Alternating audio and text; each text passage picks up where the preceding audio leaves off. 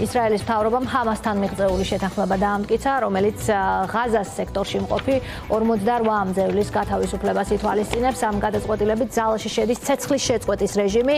ღაზის ჩრდილოეთ რაიონებიდან ისრაელის დანაყოფებმა დაიწყეს გასვლა. დანაყოფები შეთანხმებულ ხაზზე დაბრუნდებიან და შეინარჩუნებენ კონტროლს ანკლავის ტერიტორიაზე 53%-ზე, 72 საათიან ვადაში კი ჰამასმა გარიგების მთავარი პუნქტი უნდა შეასრულოს, უნდა გაათავისუფლოს მძევლები, სანაცვლოდ ისრაელის ციხეებს 2000-მდე პალესტინელი პატიმარი დატოვებს. ისრაელის მინისტრთა კაბინეტის სხდომა, რომელზეც შეთანხმება უნდა მიიღოთ, დაიწყო ცოტა ხნის წინ, ის დიდი ალბათობით დასრულდა უკვე.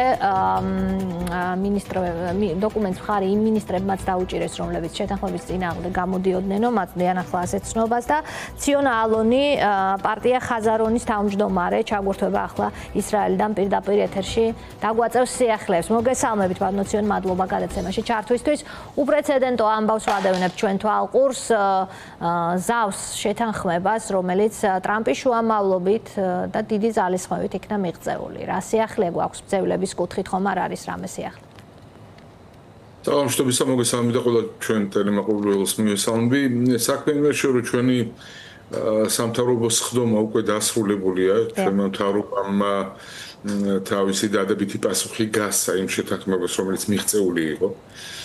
და აქედან გამომდინარე, უახლოეს საათებში ალბათ დასრულდება ჩვენი ძალების გამოყვანა აზიის სექტორის ძირითადი ნაწილიდან, შეიძლება ესე ითქვას, არის მიღწეული ასე წოდებული ყვითელი ზოლი.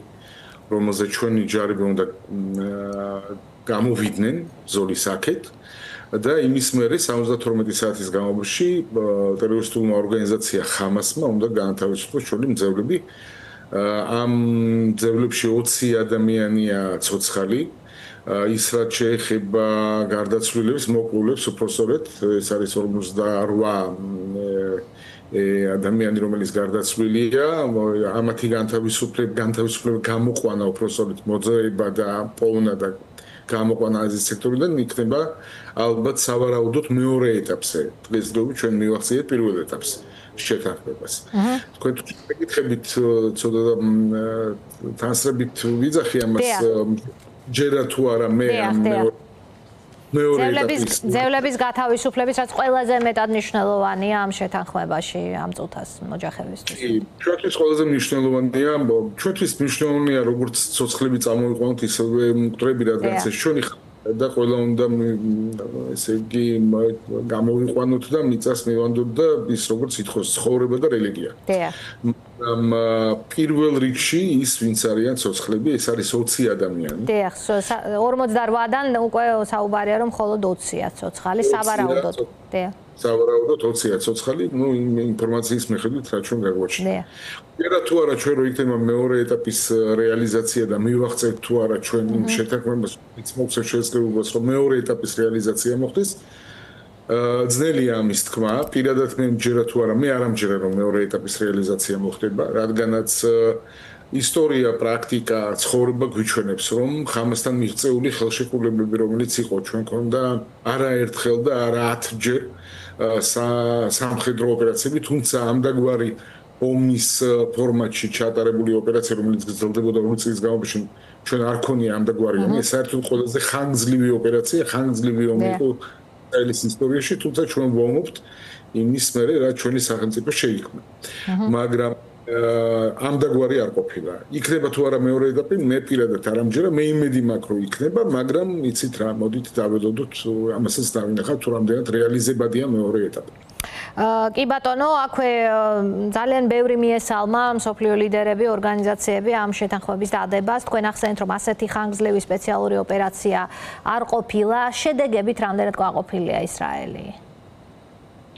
იცით, ჩვენ ალბათ მე გამიჭირდება იმის თქმა, რომ ჩვენ კმაყოფილები ვართ. თავისთავად სამხედრო კუთხით რო შევხედოთ, ცოცხალი ადგილი არ დაუტოვეთ არც ხამას და აზიის სექტორს, ხო? მაგრამ არის თუ არა ის ფაქტი, რომ ჩვენ შეგვეძლო ფაქტიურად აღება აზიის სექტორის და არ ავიღეთ.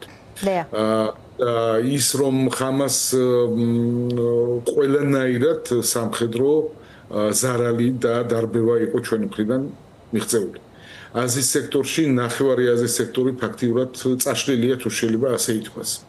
არის თუ არა ეს იმის მაჩვენებელი რომ ვინმე აზიის სექტორში ისწავლის ჭკუას და შეაჩერებენ უკვე ტერორისტულ აქტებს ჩვენი ხალხის გატაცებას არის თუ არა ის იმის მაჩვენებელი რომ ხამასი როგორც ტერორისტული ორგანიზაცია კიდევ ერთხელ ხაზს უსმენს ეს არის ტერორისტული ორგანიზაცია შეწყვეტ თავის მოღვაწეობას ჩვენს წინააღმდეგ მე არ ამჯერა ამისი ისევე როგორც მე იმასაც ვიტყოდი რომ იმის და მიუხედავად რომ ამდენი მიღწევა ქონდა ისრაელის მხარეს რაშიც ჩვენ ეჭვი არ გვეპარებოდა ხომ ჩვენ არ გამოგვიყენებიან მთელი ის ძალა რაც ჩვენ შეგვეძლო ამის და მიუხედავად მე ვიტყოდი რომ ალბათ ის ფაქტი რომ ჩვენ ისევ ხელახლა უშვებ ჩვენი ციხეებიდან იმ კვლელებს კაცკვლელებს 2000 პატიმარზეა საუბარი რომელსაც გაათავისუფლებს ისრაელი 2000 პატიმარზე აქ აღსანიშნავია სხვა მომენტი რომ ამ დაახლოებით 2000 პატიმრიდან არის 250 ის პატიმარი რომელსაც ჰქონდათ ესე იგი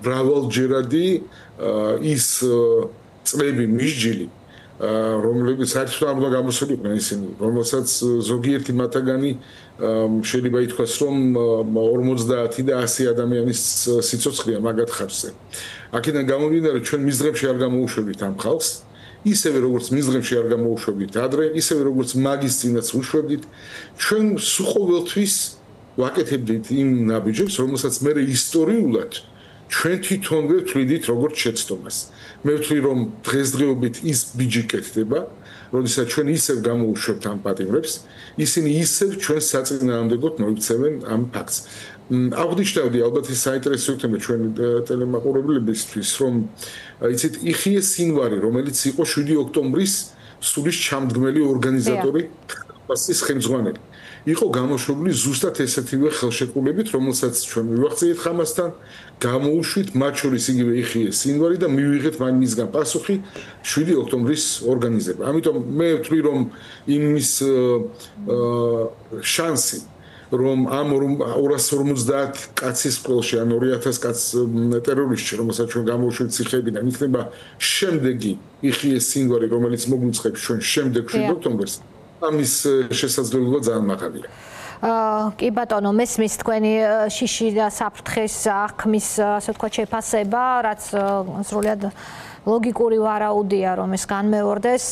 გარდა ამისა, გაერო მოუწოდებს ისრაელს გახსნას ღაზის სექტორის ყველა სასაზღვრო გამშვები პუნქტი ჰუმანიტარული ორგანიზაციების პრესპიკერმა ჟენევაში განაცხადა ამის შესახებ დღეს. ამ მიმართულებით ხშირად ისმოდა პრეტენზიები აი ამ წლიანი ოპერაციის ამ ხანგრძლივი ოპერაციის განმავლობაში და აი ახლა ეს მოთხოვნაც დგას ამ მიმართულებით რა ხდება?